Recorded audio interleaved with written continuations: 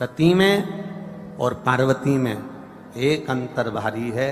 सती माँ धनवान है और पार्वती मैया गुणवान है। इसलिए पूरी दुनिया में जितने भी व्रत हैं, पूरी भारत की भूमि पर जितने व्रत होते हैं, कोई व्रत लक्ष्मी जी का नहीं है। भारत की भूमि पर कोई व्रत सरस्वती मैया का नहीं है। भारत की भूमि पर कोई व्रत इंद्राणी का नहीं है। भारत की भूमि पर कोई व्रत किसी देवी का नहीं है। जितना भारत की भूमि पर एक व्रत भारी है वो है माता पार्वती जी का। तीज का व्रत करोगे तो पार्वती जी का है, चतुर्थी का व्रत करोगे तो पार्वती जी का है, छठ का व्रत करोगे तो पार्वती जी का है। आप जितने व्रत देवी जी का करोगे नवरात्र में तो पार्वती जी का है। भारत की भूमि पर जितने व्रत हुए नारियों के, छोटी तीज, बड़ी तीज, हरतालिका तीज, करवा चौथ, जितने चतुर्थी के व्रत, जितने तीज के व्रत, जितने छठ के व्रत, जितने भारत की भूमि पर हुए, ये सब माता पार्वती जी के हैं। पार्वती के क्यों हैं?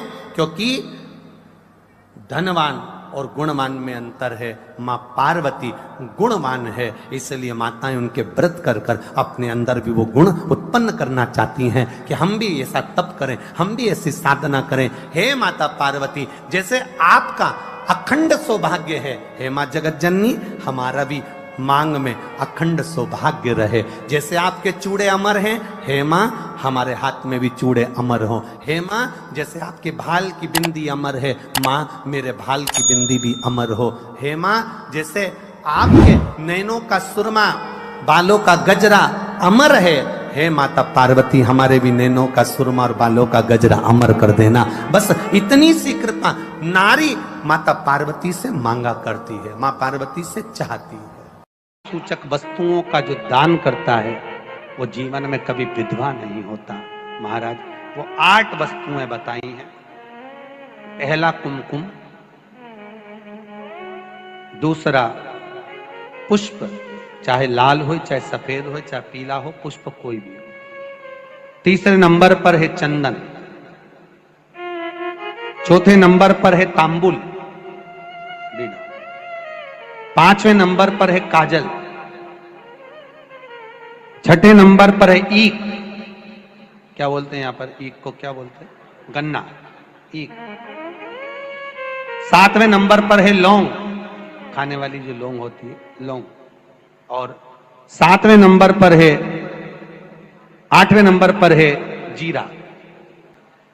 कहते हैं चैत्र महीने की तृतीया तिथि को बिना नमक का भोजन कर कर, सुबह बिना नमक का भोजन करें, एक समय फलाहार करें बिना नमक का, और तुला दान के बराबर एक पलड़े में अपन बैठकर 8 वस्तुएं तुला की रख कर जो दान दे देता है वो नारी कभी विधवा होकर नहीं जाती, 7 जन्म तक अखंड सौभाग्यवती रहती है। अखंड सौभाग्य कार्य करेंगी तो भी सौभाग्य की सामग्री देंगी। सौभाग्य की सामग्री का दान क्यों किया जाता है? सौभाग्य सूचक वस्तुओं का दान क्यों किया जाए? सौभाग्य की वस्तुएं क्यों प्रदान करी जाती है, क्यों दी जाती है? उसका कारण क्या है?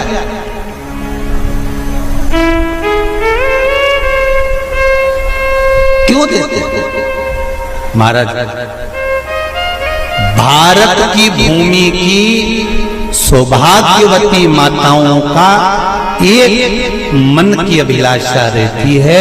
भारत की भूमि की माताओं की एक अभिलाषा रहती है कि जब उसके प्राण छूटे तो अखंड सौभाग्य धारण करके पति के कंधे पर और पुत्र के कंधे पर शमशान पर।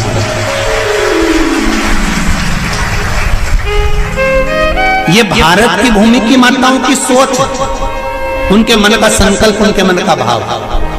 और विदेश की माताओं का क्या संकल्प होता है? महाराज भारत का एक संत विदेश गया और भारत के संत जब विदेश गए तो वहां पर एक मां, एक स्त्री पति की कब्र के पास में बैठकर पंखा कर रही थी। भारत के संत को बड़ा दुख हुआ, देखो हमारे यहाँ की माताएं तो पति के साथ सती हो जाती हैं, हमारे भारत की भूमि की माताएं तो पति के साथ सती हो जाती हैं, पर ये तो विदेश की माताएं तो भारत की माता से भी बढ़कर है कि पति मर गया, कब्र के अंदर है, तो भी पंखा कर रही हैं। ये तो इनसे भी बड़ी है, भारत की माता से भी बड़ी ये विदेश की माता। तो भारत के संत से रहा नहीं गया और भारत के संत ने जाकर पूछ लिया विदेश की माता से, माँ जी एक बात बताओ, हमारे यहाँ पति के साथ पत्नी सती हो जाती है, वो प्रथम गिनती में आती है, पर तुम तो उससे भी बड़ी हो कि पति मर गया उसके बाद भी उसकी कब्र को पंखा कर रही हो।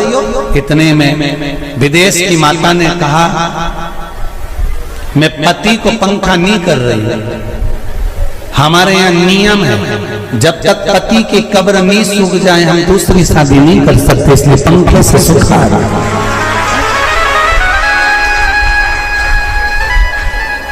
इसलिए पंखे से सुखा रही है।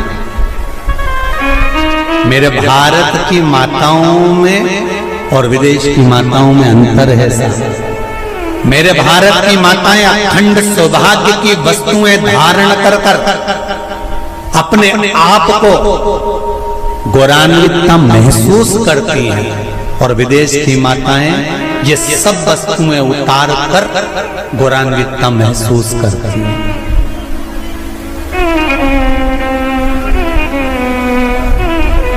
क्यों देते हैं चूड़ी का दान, क्यों देते हैं बिंदी का दान, क्यों देते हैं अखंड सौभाग्य का दान? किस महाराज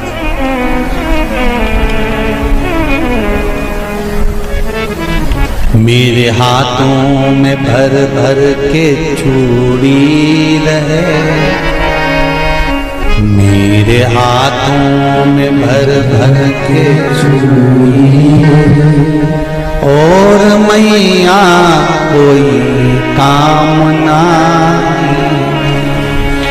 मेरे मस्तक पे चमकती चूनर रहे, मेरे मस्तक पे चमकती चूनर रहे, और मैया कोई कामना मेरी मांगों में भर भर के सिंदूर रहे, मेरी मांगों में भर भर के सिंदूर रहे, और मैया कोई कामना नहीं मेरे पाँव में बिछुड़ी का जोड़ा रहे। एक बिछुड़ी नहीं, कितनी? 2, 3, 4, 5, एक एक पाँव में जोड़े से बिछुड़ी होना चाहिए, केवल एक नहीं, सिंगल नहीं। वो तो आजकल का फैशन हो गया महाराज, जो केवल एक बिछुड़ी धारण कर लो उसी में फैशन दिखे। श्रावण की शिव महापुराण की कथा कहती है, जब बेटी को विदा करा जाता है और पहली बार बेटी के पांव में जब बिछुड़ी डाली जाती है, तो वो बिछुड़ी भी अलग अलग नहीं होती, उस बिछुड़ी के जोड़ को चेन से एक दूसरे से बंधा हुआ होता। बोला सही है कि गलत? जितने आस्था चैनल पर कथा सुन रहे हैं, जितने फेसबुक पर सुन रहे हैं, यूट्यूब पर सुन रहे हैं, सुन लेना कि मेरे भारत की माताओं का जब पाणी ग्रहण संस्कार किसी बेटी का होता है, उसके पांव में जब पहली बार बिछुड़ा पिनाया जाता है, बिछुड़ी पिनाई जाती है, तो वो बिछुड़ी भी एक दूसरे से बंधी हुई होती है, चेन से बंधी हुई होती है। उसको अलग अलग वाली बिछुड़ी शादी के मंडप में नहीं पिनाई जाती। क्यों? जैसे ये बिछुड़ी एक दूसरे से पांव में बंधी हुई है, तुम्हारी जिंदगी अंतिम श्वास तक ऐसी ही बंधी रहे, यही वर्णन है। तो अब माताओं ने थोड़ा सा फैशन चेंज कर दिया, अब पांव में ज्यादा बिछुड़ी नहीं पहनती, गड़ती है, चुभती है, एक बिछुड़ी धारण है। महाराज पर नहीं, बिछुड़ी भी दो हो, जोड़े से हमारी माताएं, भारत की भूमि की जो माताएं हैं, ये चूड़ी भी हाथ में पहनती है तो जोड़े से पहनती है। बोलो जैसा सही है कि गलत है? एक अकेली चूड़ी माताएं हाथ में धारण नहीं करती हैं। अगर भारत की भूमि की संस्कारित माताएं हैं और भारत की भूमि की सभ्यता और संस्कृति को जानती है तो अकेली चूड़ी नहीं, जोड़े की चूड़ी पहनेगी, 2 चूड़ा डालेगी, 4 डालेगी, 12 डालेगी, पर सिंगल नहीं, अकेले। और सरल भाषा में समझ लो, हमारे यहां ठेले पर लेने जाओ तो जो केले अपन खाते हैं वो भी सिंगल नहीं देते, उसको भी जोड़े से दिया जाता है। 2 दूं की, 12 दूं की, आधी दर्जन दूं की 1 दर्जन दूं। अब अंदाजा लगाइए। हमारे यहां देने का भी एक भाव है। श्रावण के महीने की शिव महापुराण की कथा, जिसका नाम है श्रावण शिव महापुराण की कथा, ये कहती है कि पार्वती जी ने और गंगा जी ने ये चतुर्मास में जितना सौभाग्य का दान दिया है, उनके बराबर दुनिया का कोई व्यक्ति इतना सौभाग्य का दान नहीं दे सकता जो माता गंगा और पार्वती दोनों दान दे रहे हैं।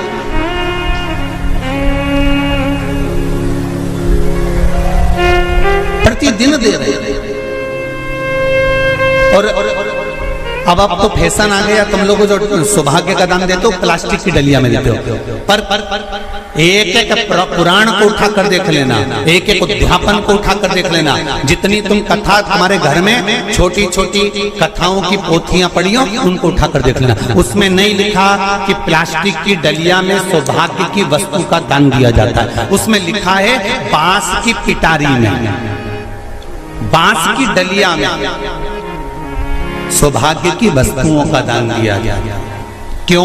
क्योंकि बांस वंश की वृद्धि करता है, बांस सौभाग्य की वृद्धि करता है, और बांस अखंड सौभाग्य। जैसे बांस का पौधा बढ़ते चले जाता है, बढ़ते चले जाता है, उसी तरह बांस की डलिया में जब दान दिया जाता है, बांस की टोकनी में जब दान दिया जाता है, तो ये भाव रखा जाता है कि तुम्हारा सौभाग्य ऐसे ही बढ़ता रहे। पर अब थोड़ा सा फैशन चेंज हो गया तो प्लास्टिक की डलिया, पर प्लास्टिक की नहीं,